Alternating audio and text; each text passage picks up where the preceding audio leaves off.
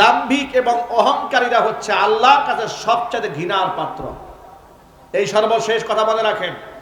লুকমান হাকিম তার সন্তানকে অহংকার হতে নিষেধ করছেন। এরপরে সর্বশেষ বলছেন, ওয়াকসিদি ফি মাশিক, তুমি যে রাস্তায় চলবে মধ্যম পন্থা অবলম্বন করে হাঁটবে, অহংকার পদভরে হাঁটবে না।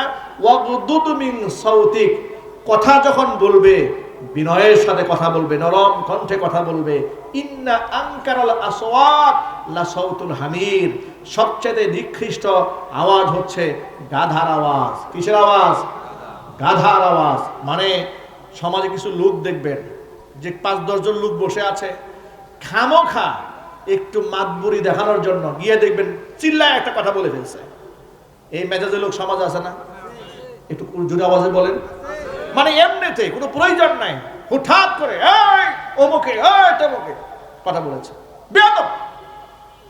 এই আওয়াজ হচ্ছে গাধার আওয়াজ। কিসের আওয়াজ? গাধার আওয়াজ। যে কথার মধ্যে বিনম্রতা, ওয়াকসিদি ফি মাশিক, চলার মধ্যে বিনম্রতা, ওয়াগদুদ মিন সাউতিক, আওয়াজের মধ্যে বিনম্রতা থাকতে হবে। আর খবরদার অহংকার করে চলবে না। অহংকারের পরিণতি কি হয়েছে?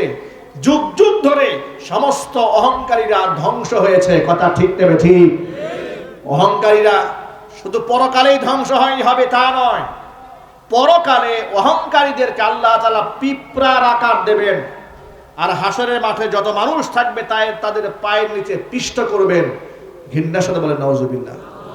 আর অহংকার করা কত বড় গুনাহ।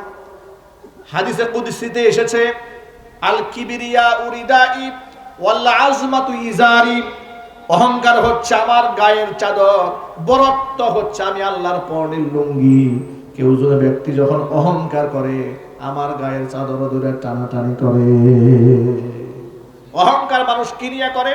অহংকার করে মানুষ বংশ নিয়ে, অহংকার করে মানুষ টাকা পয়সা নিয়ে, অহংকার করে মানুষ জ্ঞান গরিমা নিয়ে, অহংকার করে মানুষ ক্ষমতা নিয়ে। এখন আপনারা এক বাক্যে বলেন, এই সকল কিছুর একমাত্র মালিককে? আল্লাহর নাম বলতে কষ্ট হচ্ছে। সম্পদ দেওয়ার মালিককে, ক্ষমতা দেওয়ার মালিককে, ইজ্জত দেওয়ার মালিককে, সম্মান দেওয়ার মালিককে, জ্ঞান গরিমা দেওয়ার মালিককে। তো আল্লাহর দেওয়ার নিয়ামত পেয়ে আপনার তো বিনয়ী হওয়ার কথা ছিল, আপনার তো আল্লাহর শুকরিয়া আদায় করার কথা ছিল। অহংকার কেন করতে গেলেন? অহংকার যে ব্যক্তি করে, নবীজি সাল্লাল্লাহু বলেছেন, হাদিসে কুদসিতে এসেছে, অহংকার হচ্ছে আল্লাহর গায়ের চাদর, বরত্ব আল্লাহর পরনের লুঙ্গি। সুতরাং অহংকার যেই ব্যক্তি করে আল্লাহর গায়ের জামা ধরে টান দেয়, আল্লাহর পরনের লুঙ্গি ধরে টান দেয়। আল্লাহ যেন আমাদেরকে হেফাজত করেন, জোরে করেন আমিন। অহংকারীরা যুগ যুগ ধরে লাঞ্ছিত হয় দুনিয়াতে, লাঞ্ছিত হয় আখিরাতে। স্বৈরাচারী শেখ হাসিনা কত দাম্ভিক আর অহংকারীর সাথে বাংলাদেশে ক্ষমতা পরিচালনা করেছে, ফেরাউনের প্রতিচ্ছবি দেখিয়েছে। এমন লাঞ্ছিত আর বেইজ্জত আল্লাহ করেছে, পৃথিবীর ইতিহাসে কোনো শাসককে আল্লাহ এত বড় বেইজ্জত করেন না। কথা ঠিক কিনা জুড়ে বলেন? অস্তিত্ব সহ আল্লাহ বিনাশ করে দিয়েছেন। শত কোটি টাকার মালিক অহংকার করেছে, রাস্তার ভিক্ষুক বানিয়ে আল্লাহ ছেড়ে দিয়েছেন। শত শত বিঘা সম্পদের মালিক অহংকারের কারণে ভিক্ষার ঝুলি আল্লাহ গলার মধ্যে ঝুলিয়ে দিয়েছেন।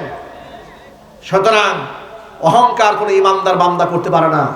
ইমানদার শুধু গোলামি করবে, আর আল্লাহ কোনো নিয়ামত দিলে ওই নিয়ামতের শুকরিয়া আদায় করবে। আর আল্লাহকে বলবে, আল্লাহ এই জমির মালিক আমি নই, এই বাড়ির মালিক আমি নই, এই গাড়ির মালিক আমি নই, এই ইলমের মালিক আমি নই, এই জবানের মালিক আমি নই, এই মর্যাদার মালিক আমি নই, সব তোমার দেওয়া নিয়ামত।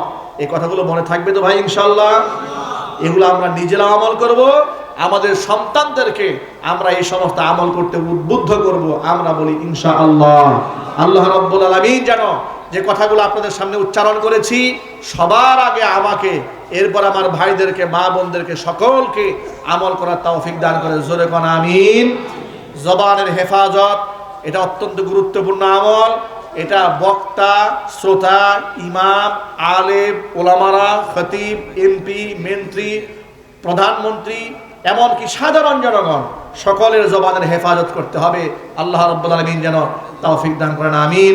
ওয়া আখিরু দাওয়ানা আলহামদুলিল্লাহি রাব্বিল আলামিন।